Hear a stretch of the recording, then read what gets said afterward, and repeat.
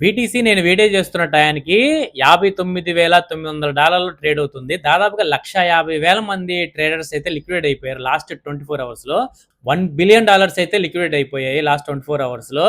ETF outflows చూసుకుంటే దాదాపుగా $700 million worth of bit coin అయితే అవుట్ఫ్లోస్ అయితే బయటకు వెళ్ళడం అయితే జరిగింది. యుఎస్ మార్కెట్ నిన్న నాస్డాక్ 100 గానీ నాస్డాక్ గానీ కొంచెం బాగానే పెర్ఫామ్ చేసింది. బట్ స్టార్టింగ్ లో సెల్ ఆఫ్ జరగడం వల్ల మన బిట్ కాయిన్ కూడా కింద రావడం జరిగింది.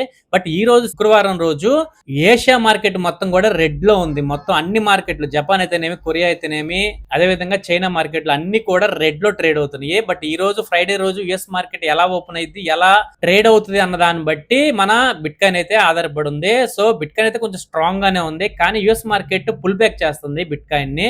58,000 దాకా వచ్చింది బిట్ కాయిన్. ఈ రోజు కనుక యుఎస్ మార్కెట్ ఇలాగే కనుక ఫాలో అయిందంటే మాత్రం ఖచ్చితంగా బిట్ కాయిన్ 55,000 రావడానికి అవకాశాలు చాలా వరకు ఉన్నాయి. బట్ ఈ రోజు ఎలా పెర్ఫామ్ చేస్తుంది ఏంటి అనేది చూడాలి. 55,000కి వస్తా, లేదంటే ఇప్పుడు ట్రేడ్ అవుతున్న 59,900 నుంచి పైకి వచ్చి 60,000 అబోవ్ కాస్త స్టేబుల్ అవుతుందా అనేది ఈ రోజు ఫ్రైడే రోజు చూడాలి. సో ఇలాంటి డిప్స్ చాలా వచ్చాయి 2021 నుంచి, నేను చాలా అయితే చూశాను. బట్ ఎప్పుడైనా సరే డిప్ లో ఉన్నప్పుడే మనం బై చేయడం నేర్చుకోవాలి, అప్పుడే మనం ప్రాఫిట్ లోకి వస్తాము. సో ఇలాంటి న్యూస్ అండ్ అప్డేట్స్ కావాలంటే క్రిప్టోకి సంబంధించి మన ఛానల్ అయితే సబ్స్క్రైబ్ చేసుకోండి, లైక్ చేయండి, షేర్ చేయండి.